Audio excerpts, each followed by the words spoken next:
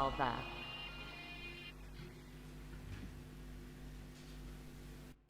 Shalom Bapak Ibu, Saudara-saudari sekalian, puji syukur pada Tuhan. Kali ini saya diberi kesempatan untuk memberikan kesaksian sebagai jemaat penyintas COVID.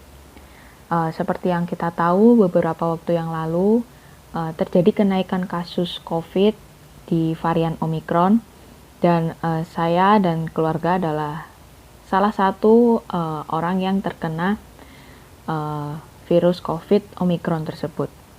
Nah, awal mula kami terkena COVID ini sebetulnya agak lucu karena berawal dari keisengan adik saya. Jadi waktu itu adik saya menemukan termometer dan iseng-iseng mengecek suhunya.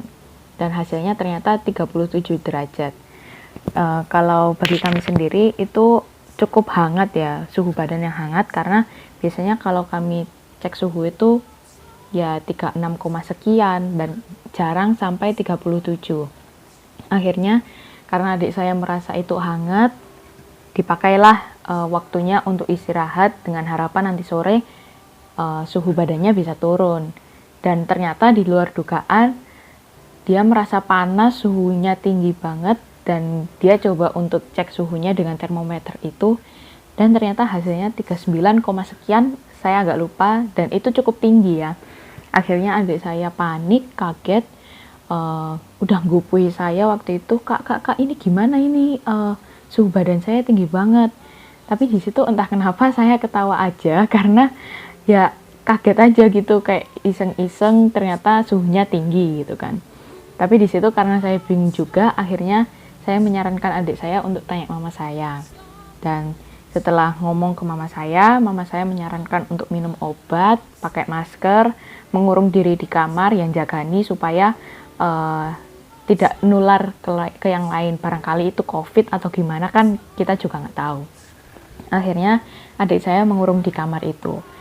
Nah, saya ada beberapa barang saya yang ada di kamar tersebut. Jadi saya sering keluar masuk kamar itu tanpa menggunakan masker. Dan di situ adik saya udah ngomel-ngomel, kak kamu ini gimana sih? Udah tahu aku sakit, mbok ya jaga diri, mencegah diri supaya nggak sakit juga kayak aku gitu.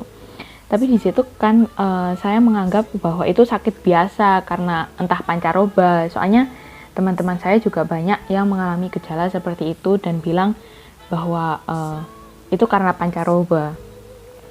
Setelah itu, keesokan harinya, di pagi hari itu saya merasa kepala saya itu sakit. Tapi saya udah nggak mikir ke COVID karena ya cuma sakit kepala aja gitu. Dan ternyata siangnya setelah saya melakukan kegiatan, badan saya ikut hangat nih, udah hangat, terus kepala saya sakit lagi. Akhirnya waktu itu kebetulan mama saya telepon, saya sekalian bilang kalau saya itu sekarang badannya hangat, terus kepala saya agak sakit. Dan akhirnya mama saya menyarankan saya untuk minum obat juga, pakai masker, dan menggunakan waktu yang ada untuk istirahat gitu. Akhirnya saya istirahat di kamar yang sama di mana adik saya mengurung diri. Dan akhirnya waktu itu adik saya juga ngomel-ngomel lagi. Itulah aku bilang buat jaga diri, pakai masker. Kok malah nantang gitu, tetap keluar masuk kamar tanpa pakai masker. Ya akhirnya di situ ya udahlah ya, saya istirahat. Dan ternyata di waktu-waktu selanjutnya gejala saya nambah, saya batuk-batuk, kadang suara saya ada, kadang suara saya nggak ada. Habis itu ketambahan waktu itu juga saya pilek, tapi ya puji Tuhan itu tepat di akhir pekan di hari Sabtu Minggu, jadi nggak terlalu banyak kegiatan dan saya bisa menggunakan waktu saya untuk istirahat. Nah, Seninnya, di hari Senin, puji Tuhan, gejala saya sudah mereda. Di situ saya udah nggak panas lagi, terus suara saya udah balik seperti biasanya. Tapi di hari Senin itu kebetulan papa saya biasanya kayak ada tes antigen gitu, untuk memastikan aja karyawannya ada yang terkena COVID atau enggak.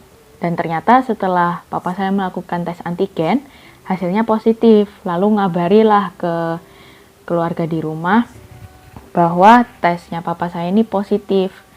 Dan akhirnya sekeluarga disuruhlah berangkat ke rumah sakit untuk tes antigen juga, untuk memastikan apakah kita terkena COVID juga atau enggak. Nah, akhirnya setelah tes antigen, hasilnya ternyata saya, adik saya, dan kakak sepupu saya itu positif. Dan akhirnya satu keluarga disuruh untuk karantina. Tapi yang menjadi kesyukuran saya ketika saya harus karantina di rumah, saya dan satu keluarga dinyatakan positif COVID. Di situ waktu saya sudah sekolah online. Andai kata saya dinyatakan COVID ketika saya masih sekolah offline, ketika saya masih bersekolah di sekolah, bisa saja saya ikut menyebarkan virus COVID tersebut ke teman-teman saya yang mungkin sehat-sehat aja gitu. Dan kebetulan dan puji Tuhan juga karena online, tugas-tugasnya juga online, bisa dikerjakan di rumah. Ya walaupun waktu itu saya sempat ada dikasih tugas video memasak, tapi ya puji Tuhan saya tetap bisa mengerjakannya ya walaupun di situ saya harus tetap pakai masker di videonya.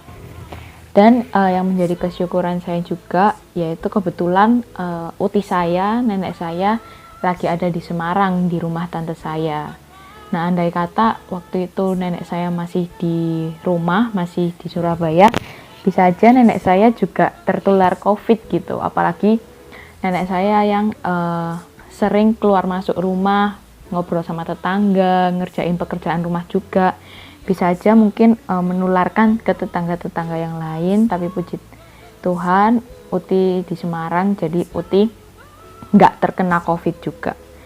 Dan yang menjadi kesyukuran saya yang terakhir adalah akhirnya ada waktu bagi kami sekeluarga untuk kumpul-kumpul, untuk menghabiskan waktu bersama. Dari masing-masing kami yang punya kesibukan sendiri-sendiri, akhirnya ada waktu bagi kami untuk ngumpul-ngumpul, tuker-tuker cerita kayak gitu. Dan yang menjadi bahan perenungan bagi saya melalui kejadian tersebut adalah kadang kita dan bahkan saya sendiri merasakan hal-hal yang kurang mengenakan, tapi di tengah-tengah hal yang gak mengenakan tersebut, Tuhan itu selalu kasih jalan, Tuhan selalu kasih sesuatu yang buat kita bersyukur. Jadi di tengah hal-hal yang gak mengenakan itu, coba kita buka pikiran kita, coba kita melihat sesuatu yang positif dari hal yang gak mengenakan tersebut. Itu tadi, demikian kesaksian dari saya. Semoga bisa menjadi suatu berkat bagi setiap kita yang mendengarkan. Tuhan Yesus memberkati.